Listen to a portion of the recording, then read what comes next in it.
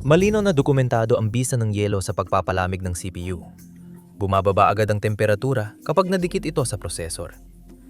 Ang problema lang, nagkakaroon ng tubig na hindi ligtas para sa computer. Ginawa namin ang makinang ito rito. Parang malaking pest dispenser ng yelo para palamigin ang CPU nang hindi nababasa ang mga bahagi ng computer. Kapag natunaw ang yelo, lalabas ang tubig sa tubong ito at pwedeng saluhin sa tasa sa ibaba. At kahit gumagana ang makinang ito sa pagpapalamig ng computer namin sa buong gaming session, may isang malaking problema. At yon, syempre, ay kapag naubos ng yelo, titigil na rin ang pagpapalamig. Kaya ngayon, susubukan naming ayusin yan sa pamamagitan ng paggawa ng kauna-unahang all-ice AIO sa mundo. At hindi ko talaga alam kung gagana ito o hindi. Kaya alamin natin ang sabay-sabay.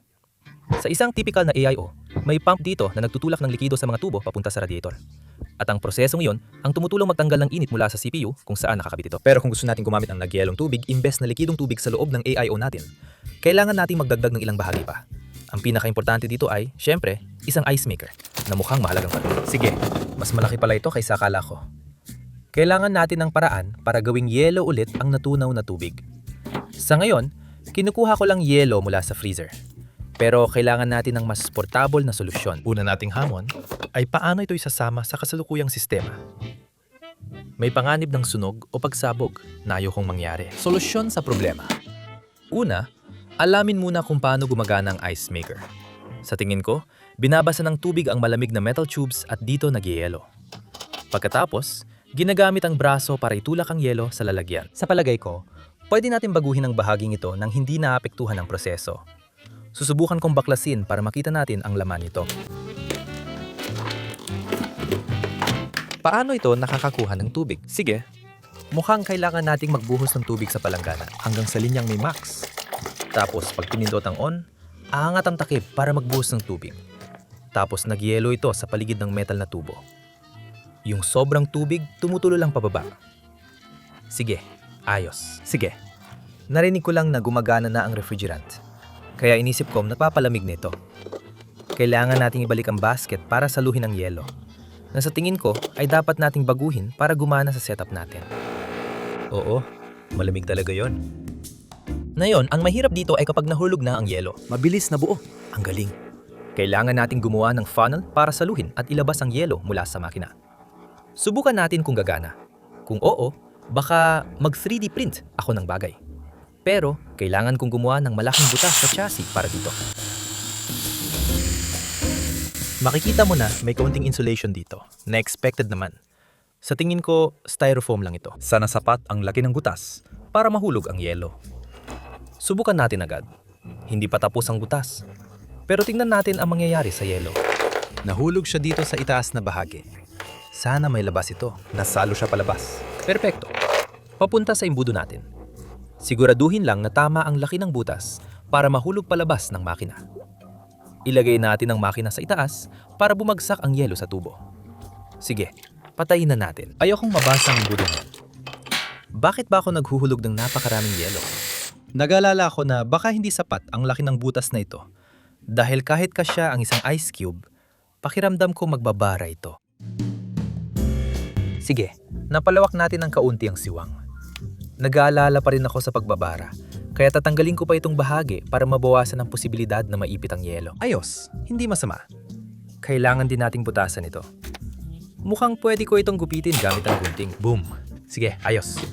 Tingnan natin kung paano gagana yun. Ngayon, may maliit na problema.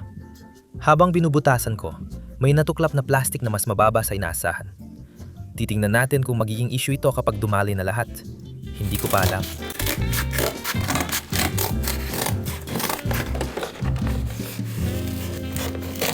Sige, sa teorya. Kapag nahulog ang yelo dito, tapos itinulak pataas sa rampa, wow, parang gumagana siya. Subukan natin ngayon. Sa halip na ilipat ang ice machine sa taas ng computer, ilalagay na lang ang computer sa ilalim ng ice machine kung sapat ang haba ng kable at nakasabit ang power supply. Oo, sige, wala na, huwag na lang. Halos perpekto na. Siguro kailangan lang itong mas mataas ng kunti. Kahon ng 1080 Ti. Marami na tayong pinagdaanan. Konting eksperimento na lang. Sige, subukan natin ito. Magdagdag pa ng kaunting tubig. Higpitan ang mga takip. Oh, parang dati hindi ganun ang tunog. nakalimutan pa nating ilagay yung budo. Ngayon, maghihintay tayo ng 5 o 6 na minuto. Maayos kayang pagpasok ng yelo sa tubo o magiging palpak? Alamin natin. Heto na ang sandali ng katotohanan. Unti-unti nang nahuhulog ang mga yelo. Heto na, nahulog na ang yelo. Kapag itinulak sa gilid, mahuhulog kaya sa tubo. Tinutulak na sila ngayon. Hindi nagbara. Hindi sayang.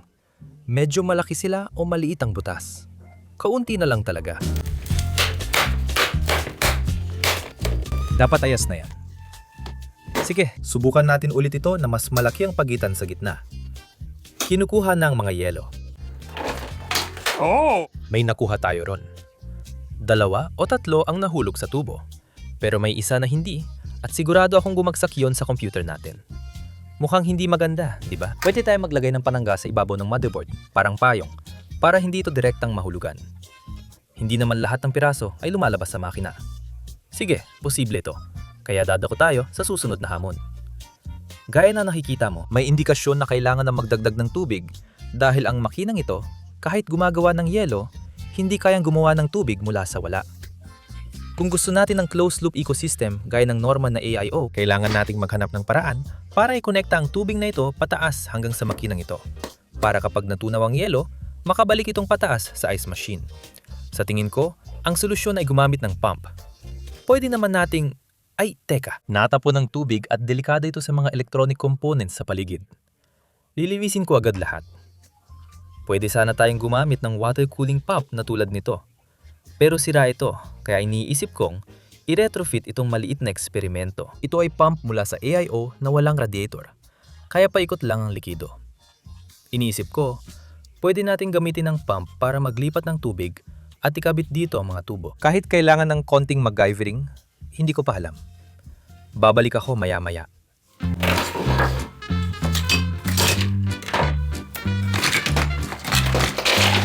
Hindi. Jesus.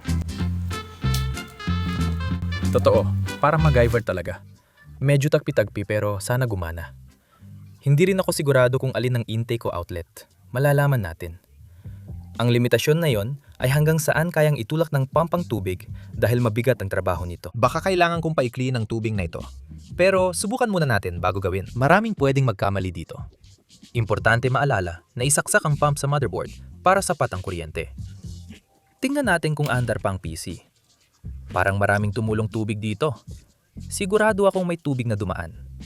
Saan bang daloy nito? Sinusubukan kong alamin saan dumadaloy ang tubig kaya maglalagay ako dito. Sana sapat na. Pero kukuha pa ako ng dagdag. Kapag ginawa ko ito, dumiretso ang tubig sa computer. Diyos ko. Sige, mukhang hindi gumana yon. Kaya papalitan ko na lang ang magkabilang dulo ng tubo. Baka mali ang pagkabit ko sa AIO. Sana yun lang ang problema.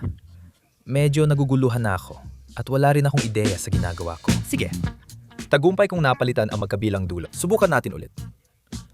Layunin nating mapump ng pump ang tubig pataas sa tubo, kahit mukhang mahirap para sa maliit na pump. Huwag pansinin ang tubig malapit sa computer, ayos lang yan. Ayan, mga salitang laging nauuwi sa kapalpakan. Okay. Sigurado akong may tagas at hindi maganda yon. Pero tama na ang direksyon natin ngayon. Magbubuhos pa tayo ng mas maraming tubig para malaman natin. Okay, ang daming tagas. Hindi maganda yon. Pero tingnan mo, umaakyat na ng kaunti ang tubig, pataas ng pataas. Okay, siguro dito na siya nag-stabilize. Nahanap na natin ang tamang gilid ng pump na dapat paglagyan. Pero kailangan talaga nating solusyonan itong problema sa tagas.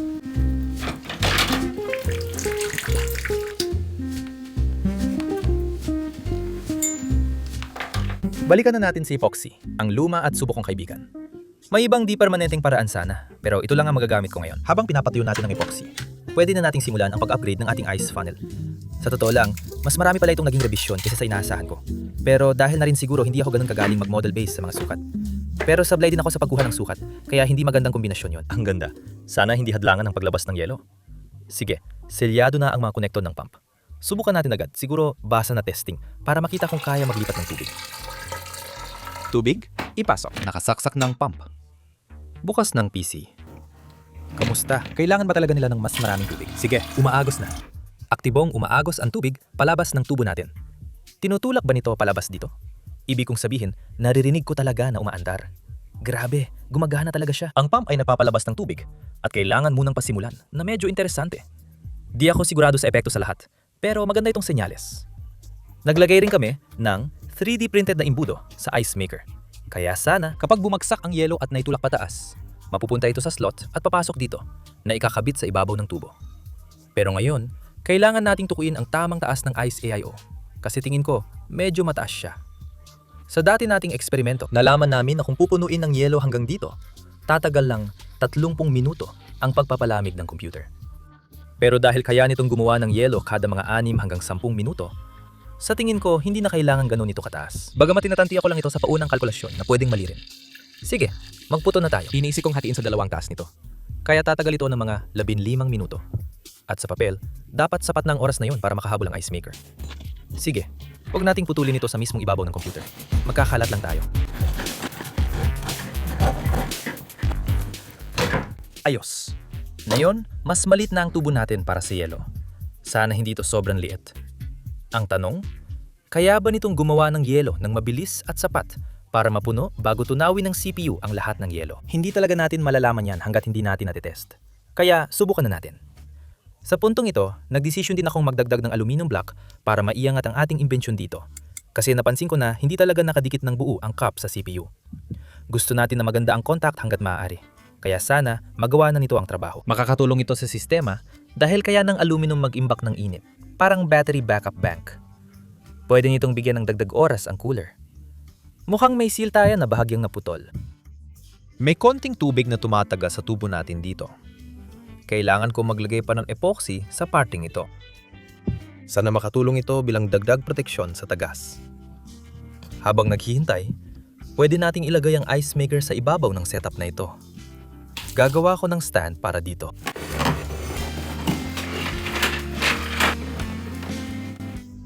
Pare, kung mahirap na ang paggawa ng custom loop, mas mahirap pa kapag may yelo pa. Sa tingin ko, may pag-asa ito. Napahiral lang ng epoxy ang kamay ko. Ayos. Mukhang tama ang taas ng ice maker para diretsong mahulog ang yelo sa tubo. Tapos sa measuring cup, palalamigin ng aluminum block at CPU. Pag natunaw ang yelo, pwedeng dumaloy ang tubig palabas ng tubong ito papunta sa pump. At sana ay itulak pataas dito. Kailangan pa nating ayusin ang bahaging yon kasi ngayon, ang tubo ay papunta pa sa brisk bottle na ito. Sana tama ang taas nito. Kailangan ko na lang ibalik ang tubo sa ice maker. Sigurado ako kasi sa basin na medyo madumi, nakakakuha ng tubig para mapuno ang itaas. Nag-aalala lang ako kung kaya ng pump paakyat. Pero mag-iingat muna ako at dito ko puputulin. Sa teorya, ayun na yun. Kabado akong subukan ito. Sana talaga gumana. Sige, kailangan nating hintayin na tumigas ang epoxy at pagkatapos ay subukan natin, okay? Wala na akong pasensya.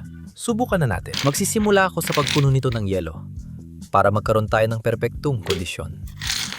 Ibig sabihin, hindi na kailangan kasing bilis gumana ng ice maker. Hindi siya magsisimula mula sa simula, kumbaga. Pupunayin ko na ng maraming tubig ang basin para may dagdag panggatong siguro. Kailangan ko lang siguraduhin na hindi ito mapupuno ng sobra dahil mababa ang ginupit kong butas. Sige, subukan natin ito. Kaya ba ng all ice AIO palamigin ng CPU? Hindi ko alam. Kaya alamin natin. Sige, simulan natin sa pagbukas nito. Dapat napupuno na ng tubig ang itaas na bahagi ngayon. Perpekto. Bubuksan natin ang power supply, pagsasaluy ng power pins at magdadasal na gumana ito. Diyos ko, nagpapapump ng tubig at umaandar na ang computer. Hindi ko masabi kung gaano karami ang tumatagas. May kaunting tagas. Ang pagkainip ko ay tila nagdudulot ng konting pagtagas sa isa sa mga tubo. Isa pang hamon ay kapag kulang ang tubig ng pump, natitigilan ito sa gitna ng tubo. May sense nga kung wala siyang ibang itutulak pataas at di ko yon naisip. Sa karaniwang AIO, laging may tubig dito. Pero dito, magkakatubig lang kapag natunaw ang sapat na yelo. Ang galing, may signal na tayo. Sige, painitin natin ang CPU para matunaw agad ang yelo bago tumagas. Napansin ko lang na natatakpan ng pump ang lahat ng USB ports. Ayokong galawin yon. Anong gagawin natin? Baka pwedeng maabot to kung dahan-dahan lang? Sige, iyan ay isang mouse. Sige, handa na tayo. Subukan natin ang pressure test sa CPU. Gumagana pa ang ice machine at naghihintay ng unang batch. Kapag may tubig, dahan-dahang tinutulak ng pump pataas. Gumagana na rin ang computer. Tara, subukan na natin. Gusto ko ring malaman ang kasalukuyang temperatura ng CPU. 19 degrees Celsius. Ang ganda nun, grabe. Napakagandang temperatura niyan.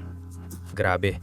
Pinapatunayan nito ngayon na ang paglalagay ng yelo sa ibabaw ng CPU mo ay 100% na nagpapalamig dito.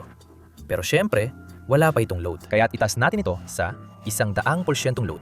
Ganun lang. Ngayon, ideally, dapat makita natin na tataas ang temperatura habang ginagawa natin ito. Oh, sige. Bumibilis na rin ang andar ng pump. Ibig sabihin natutunaw ang yelo. Makikita mong 100% na ang paggamit natin. Sige, sobrang curious at kabado ako.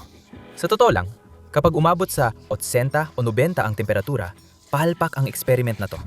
Sandali, ano nangyari? Sige, dumadaan na ang unang yelo. Sana gumana ito.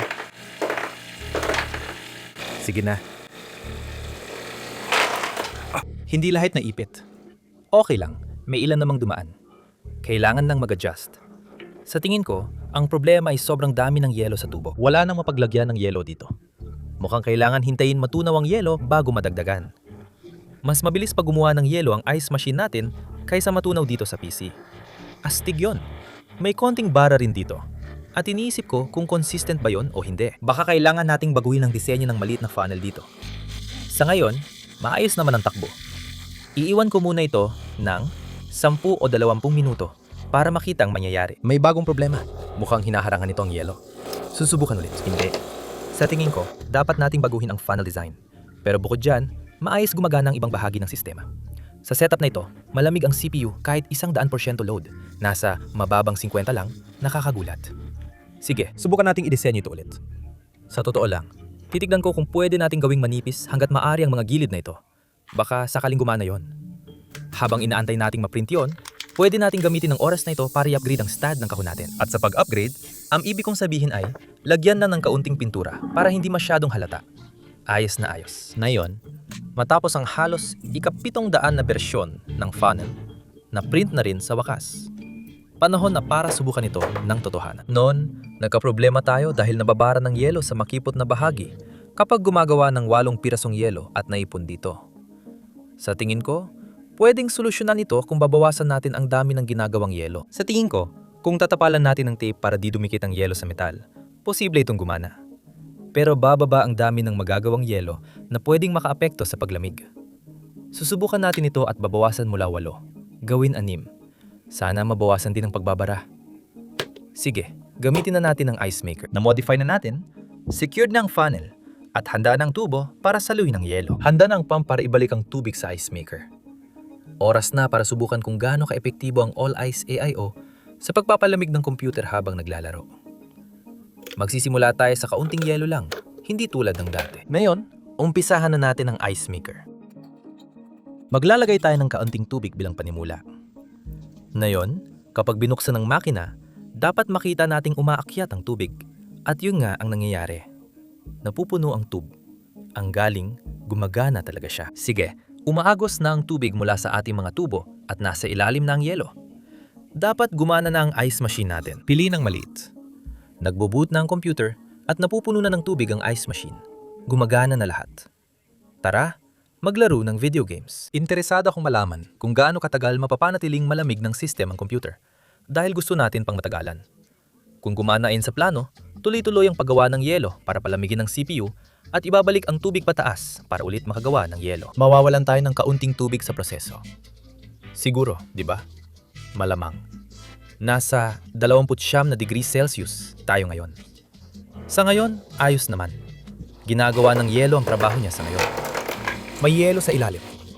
Di ako sigurado kung bakit di pa ito bumababa. Pero sa tingin ko kapag natunaw, bababa rin ito. Siguro kailangan kong lagyan ng pampadulas itong maliit na rampa dito. Hindi sapat ang pagkakarampa ng rampa natin. Hindi. Sige, kailangan nating dagdagan ng anggulo nito sa tingin ko.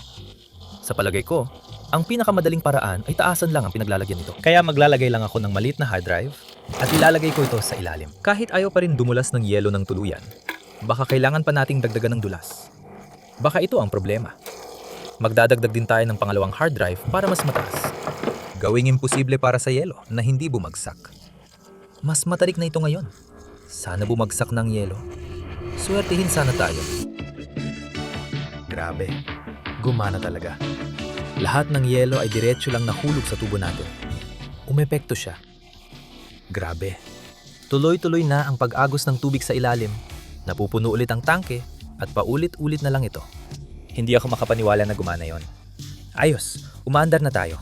Ang computer natin nasa 33 degrees Celsius. Todo trabaho ang ice machine at ang pump ay ibinabalik ang natunaw na yelo sa makina. Tara, maglaro tayo ng video game. Ang saya sigurong sagutan ang Valve Hardware Survey ngayon, no? Pwede nating sabihin na gamit natin ang pinakaunang all-ice AIO. Totoo namang gumagana siya ng ayos. Subukan natin. Sobrang saya ko na gumana yon. Simulan natin sa madali. Maglalaro tayo ng Infinite Sweeper. Parang Minesweeper. Tara, simulan na.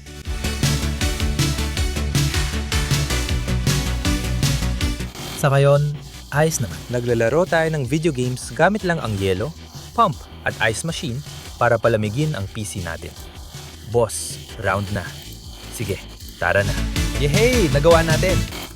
Sige, ibig kong sabihin, oo nga, hindi naman ito yung pinakamabigat sa graphics na laro na nakita ng mundo. Pero chill lang tayo sa 42 degrees Celsius pagkatapos maglaro. Consistent ang linya at yan ang gusto natin. Ayaw natin ng sobrang taas o baba. Ibig sabihin, stable talaga ito. Ang astig nun. Grabe pare, sobrang hooked ako rito. Sa tingin ko, mas mabilis pa gumawa ng yelo ang ice maker natin kaysa matunaw ito. Parang bawat 5 o 6 na minuto, nakakakuha tayo ng 2 o 3 pulgada ng yelo. At dahil hindi natin agad natutunaw, kagaya ngayon, 45 degrees lang tayo. Kaya hindi agad natutunaw ang yelo. Mukhang mapupuno tayo ng yelo bago ito matunaw. Sa tingin ko, kailangan nating pahirapan pa ang CPU natin, di ba? Siguro hindi Minesweeper ang bagay dito. Subukan nating ibang laro. Sige, sakto lang ang space ko para sa Counter-Strike 2. I-install natin yan at subukan sa ice PC natin. Sige, challenge ulit. Siguraduhin nating maliit ang size ng ice cubes para hindi mag-jam sa ilalim. Paalala rin ito para magandang takbo ng ice PC natin. Grabe, ang galing nun. Ang astig. Tara, maglaro na tayo ng totoong video games. Excited na ako dito. Grabe, tama, gumagana ang ice machine. Pero ang PC natin na nagpapatakbo ng game na to ay ibang usapan.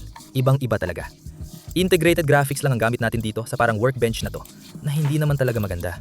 Pero nakakalaro pa rin tayo. At yun ang kailangan nating subukan.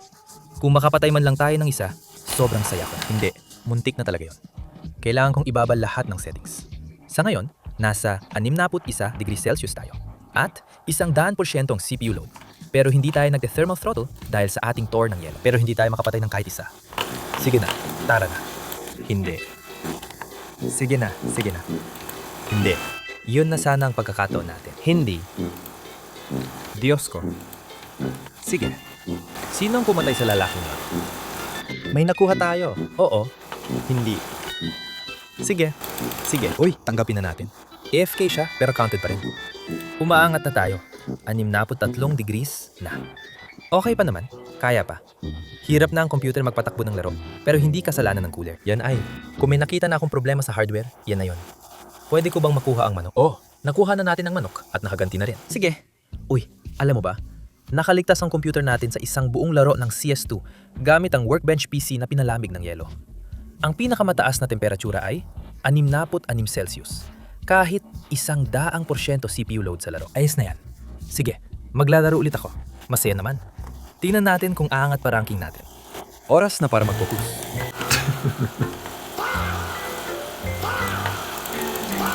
Hindi ako napapaboran ng setup na ito. Meron na tayo isa. Tara na.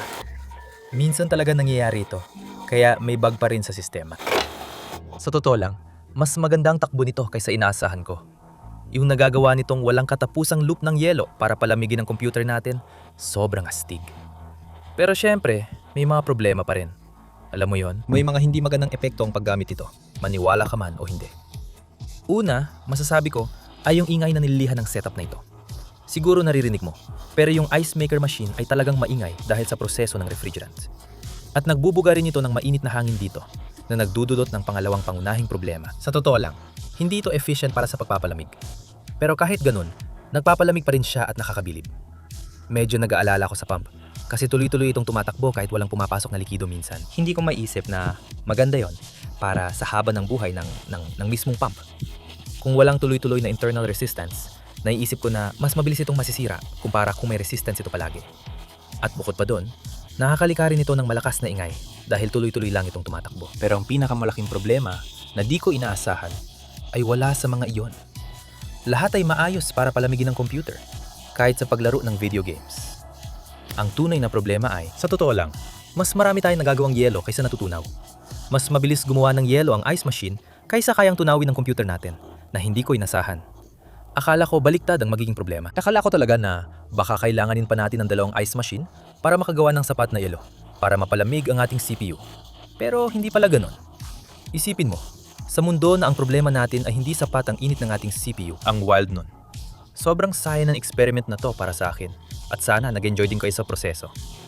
Astig na gumana ito kahit paano. Kung may suggestions pa kayo para mapaganda pa, sabihin niyo lang. Ako si Mr. Easter, ang inyong tech thinker. Hanggang sa muli, makikita tayo sa susunod.